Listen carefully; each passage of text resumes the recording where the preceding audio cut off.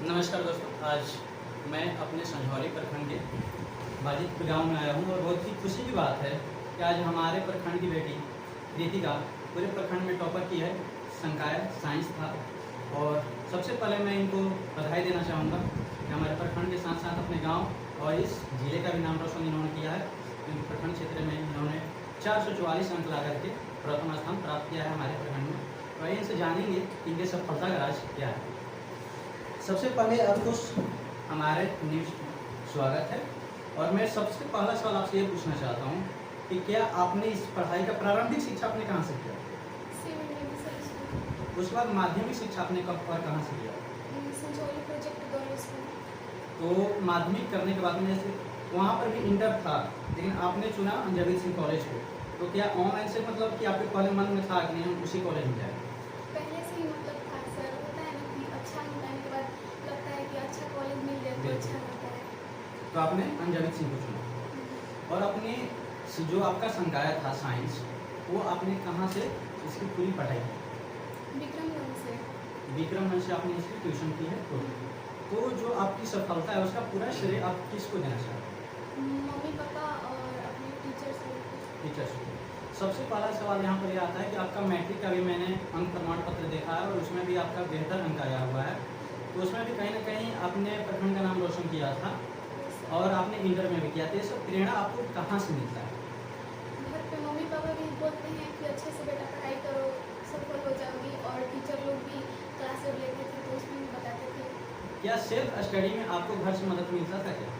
Yes sir, papa mummy भी help करते थे, पापा भी हेल्प करते थे, बताते थे।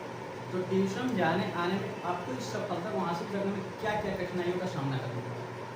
सर ये यातायात साधन वगैरह बहुत दूर हो जाता था, यहाँ से साइकिल से जाना पड़ता था। यहाँ से मतलब संजौली साइकिल से जाना पड़ता था, फिर वहाँ से गाड़ी से जाना। गाड़ी से जाना।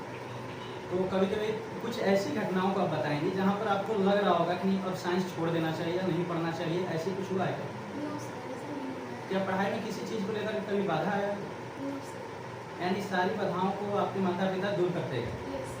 और कहीं ना कहीं आप इस अगर जगह पर पहुँची हैं और ये सफलता हासिल की है, तो इसमें सबसे बड़ा श्रेय ये कहा जा सकता है कि अपने माता पिता। Yes sir. और साथ में जब आप घर पे पढ़ती थी कितने घंटे की पढ़ाई करती थी? सेल्फ स्टडी 8 से 10 घंटे।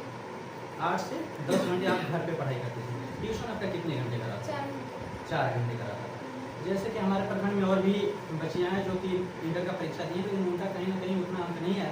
लेकिन जो अभी तैयारी कर रही हैं और अगले साल एग्जाम देगी, उनको आप क्या कहना चाहेंगे? कैसे वो तैयारी करेंगे? अपना अनुभव साझा करिए। कोचिंग से पढ़िए और साथ ही साथ सबसे जरूरी है सेल्फ स्टडी। जब तक सेल्फ स्टडी नहीं कीजिएगा तो नहीं हो पाएगा। यहाँ पर एक और सवाल आता है, जैसे बच्चे जब कोचिंग ज्वाइन करते हैं पढ़ने के लिए, तो सबसे पहला उनका माइंड ये आता है कि ये पढ़ाई अच्छा नहीं हो रहा है, उसमें अच्छा हो रहा है। तो क्या आपके मन में भी ऐसा सवाल आया? Yes sir. कि आपने भी कोचिंग को चेंज किया था? Yes sir. तो चेंज करने में कैसे मतलब सब समझ में आता है कि किस कोचिंग में बढ़िया पढ़ाई है? सर वहाँ पर जाने के बाद पता चलता है कि सर लोग किस तरह से किस आइडिया से बता रहे हैं, बच्चों को समझ में आ रहा है नहीं आ रहा है, उससे ही पता चला। और दीदी भैया लोग भी थे बड़े, उन लोगों ने बताया कि ये अच्छा है कोचिंग, इसमें जाकर के देखो एक बार, वहाँ पर भी जाकर के देखो। तो कहीं ना कहीं आपको लगा कि नहीं यहाँ से हम अपने सफलता को हासिल कर सकते हैं और आपने वहाँ से आगे आपका क्या बनने का सपना है? आगे मैं सर नीट करना चाहती हूँ और नीट क्रैक करके इसके बाद डॉक्टर। डॉक्टर बनना चाहते हैं, मतलब आपका जो लक्ष्य है वो अपने डॉक्टर का लक्ष्य बना लिया है कि आगे चल करके हमको डॉक्टर बनना है यस सर। और उसके प्रति आपने मेहनत भी करना शुरू कर दिया है। Yes sir. तो अभी जैसे इंटर में आप पास कर गए हैं, तो आगे क्या मतलब प्लान है कि नीट का तैयारी करेंगे और उसके साथ में कुछ और भी पढ़ेंगे? नहीं सर, एक ही फोकस होना चाहिए। मतलब सिर्फ नीट का? Yes sir. चलिए, सबसे बहुत बढ़िया क्वेश्चन है कि फोकस एक जगह होना चाहिए, तभी आप सफलता को हासिल कर सकते हैं। धन्यवाद। वहाँ से मेहनत शुरू की जाए। तो इसके साथ ही मैं बात करना चाहूँगा, कृतिका के पिताजी यहीं के हैं और ये भी एक शिक्षक रह चुके हैं और अभी फिलहाल यहीं पर हमारे संझौली प्रखंड में ये शिक्षक के पद पर कार्यरत हैं। तो उनसे मैं इस अनुभव को जानना चाहूँगा कि इनका क्या अनुभव रहा। सबसे पहले आपका स्वागत है सर हमारे न्यूज़ चैनल में। तो मेरा सबसे पहला सवाल यह है कि आपने अपनी बच्ची को संकाय जो साइंस है वही क्यों चुना? क्योंकि शुरू से इसके प्रति उसका जो पढ़ने का जो विश्वास था, ज्ञान का अनुभव था, या आगे हम लोग का टारगेट था कि इसको साइंस में पढ़ाना है, क्योंकि आगे चल के इसको नीट का तैयारी करा था। जी। तो उसके लिए तो बेहतर होता है कि साइंस में करना पड़ेगा। घर पे आप इनको कितना समय दे पाते? हम तो ज़्यादा समय नहीं देते थे, लेकिन फिर भी 1-2 घंटा देते थे। मतलब रेगुलर आप इतना ध्यान रखते थे कि पढ़ाई हो रहा नहीं? हाँ हाँ, ये देखते थे कि पढ़ाई हो रहा है कि नहीं हो रहा है, कैसे कर रही है, इसको क्या समस्या है, कहाँ समस्या उत्पन्न हो रहा है, क्या समाधान करना है, इसको देख रहे हैं। मतलब आप अपने से खुद से इस चीज़ों को देख रहे हैं, हाँ, देख रहे थे। तभी जाकर के ये सफलता हासिल हाँ हुई। हाँ तो और बच्चों को आप अपने तरफ से क्या कहना चाहेंगे, कैसे उनको पढ़ाई करना चाहिए? हाँ, जैसे ही पढ़ रही थी इतना सब 8 से 10 घंटे पढ़ रही थी, तपस्या कर रही थी, त्याग ये सब अपना जो समय था वो देते रही थी। तो भी कहेंगे कि जो भी बच्चे हैं उतना ही मेहनत करें, उसी लगन के साथ पढ़ें, और पढ़े तो जी जान लगा के पढ़े, जो टारगेट है उसको अपना पूरा करें, वही पढ़ाई पूरा करें। जैसे आप भी बच्चों को पढ़ाते हैं, तो बच्चों के मन में बीच बीच में ये जरूर सवाल आता है कि अब यहाँ हम नहीं पढ़ पाएंगे, छोड़ देंगे। ताकि आपके बच्चे के मन में ऐसा कभी आप सवाल सुने हैं ना ना ना, कभी नहीं। कि नहीं हमसे साइंस नहीं हो पाएगा, आर्ट्स हो पाएगा, या फिर कुछ ऐसा? नहीं, जो भी कोचिंग में उनका इंटरव्यू हो रहा था, या एग्जाम हो रहा था, या टेस्ट हो रहा था, उसमें अव्वल होती थी हमेशा। तो ऐसा तो मन में कभी विश्वास ही नहीं हुआ, न कभी अनुभव हुआ कि इसको छोड़ना है या साइंस नहीं पढ़ना है, कभी नहीं हुआ। चलिए, एक तो खुशी की बात है कि हमारे प्रखंड में इन्होंने टॉपर किया है।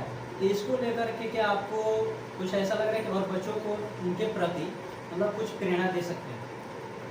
जी, हम लोग तो सोच रहे थे कि जिला में कुछ स्थान बनाएंगे जी। 1, 2, 3 में, लेकिन थोड़ा विज्ञान में इनका जीव विज्ञान में नंबर कम आए, जिसके चलते प्रखंड लेवल पे ही रहे। लेकिन इससे उन लोगों को उल्लास नहीं है, उत्साहित नहीं है, और ये जो मंजिल है उसका पहला कदम है, उन लोगों को मंजिल को पाएंगे। मतलब हमेशा साथ दें, हाँ, पूरा साथ देंगे। जो भी ये पढ़ना चाहते हैं आप एकदम हाँ, साथ दें। उसके लिए हम लोग पूरा सहयोग करेंगे। और भी माता की तरफ आप क्या कहना चाहते हैं, जो बच्चों को पढ़ाई छुड़ा देते हैं या फिर नहीं पढ़ा पाते हैं? ना ना ना, नहीं पढ़ाना, पढ़ाई नहीं छुड़ाना चाहिए। जो भी है उसके हिसाब से बच्चों को पढ़ाना चाहिए, पूरा समय देना चाहिए, तभी आपका भविष्य सफल होगा।